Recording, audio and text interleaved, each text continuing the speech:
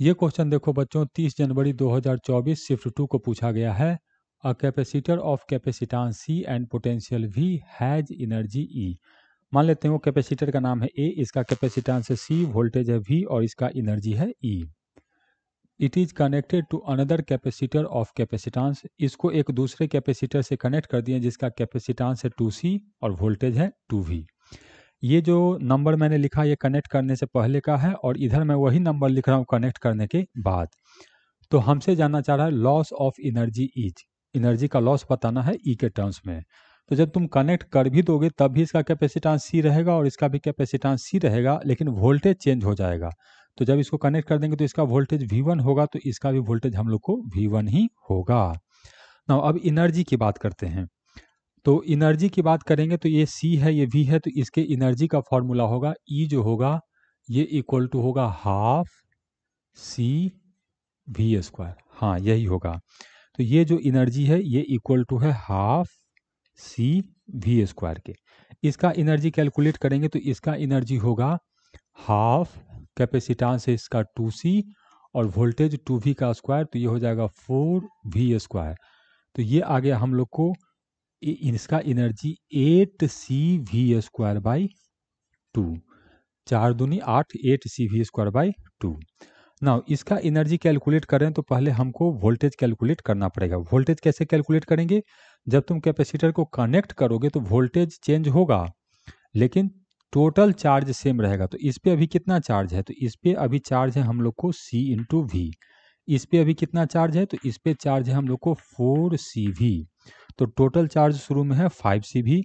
इसमें अभी चार्ज देखेंगे तो इसका चार्ज है हम लोग को CV1 और इसका चार्ज देखेंगे तो इसका चार्ज है हम लोग को 2CV1।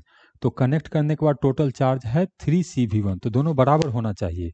तो 5CV must be equal to 3CV1। तो यहाँ से पता चला कि V1 जो होगा कनेक्ट करने के बाद पोटेंशियल ये 5V/3 होगा। तो हमें पोटेंशियल का व्यवस्था हो गया। इसका पोटेंशियल ये है 5V/3 और ये भी पोटेंशियल है हम लोग को 5V/3। तो अब इसका एनर्जी तो कैलकुलेट कर सकते हैं। इसका एनर्जी हो जाएगा हाफ C, तो C है इसका C ही, और V का स्क्वायर तो यही V है, तो 5 का स्क्वायर 25V² डिवाइडेड बाई 9। तो ये एनर्जी आ गया हम लोग को 25V² divided 25CV² divided by 18। इसका कैलकुलेट करेंगे तब हाफ C की जगह हो जाएगा 2C और वोल्टेज तो वही है, तो 25V² डिवाइडेड बाई 9।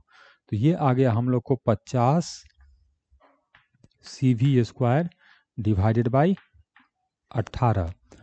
अब हमसे चेंज इन एनर्जी पूछ रहा है, तो हम चेंज इन एनर्जी आसानी से बता सकते हैं, लेकिन हमको ई के टर्म्स में पूछ रहा है तो हमको CV² नहीं ई के टर्म्स में लिखना है। तो CV² देखो 2E के बराबर है, 2E इक्वल टू है CV²। तो पुट कर देते हैं। तो यहाँ एनर्जी है E, यहाँ CV² को पुट कर देंगे तो 2² 2 से 2 कट गया, तो इसका एनर्जी हो गया 8 × E। यहाँ CV² को 2E पुट कर देंगे तो 2 से कट जाएगा 9, तो ये हो जाएगा 25/9 × E। और इसको करेंगे तो ये आ जाएगा 50/9 × E। तो 25 और 50 75/9 और ये है E और 8, 8 और 1 9। तो चेंज इन एनर्जी जो होगा फाइनल एनर्जी, और हमें लॉस बताना है तो लॉस के लिए माइनस कर देते हैं, इनिशियल माइनस फाइनल। तो इनिशियल है 9E minus 75E divided by 9।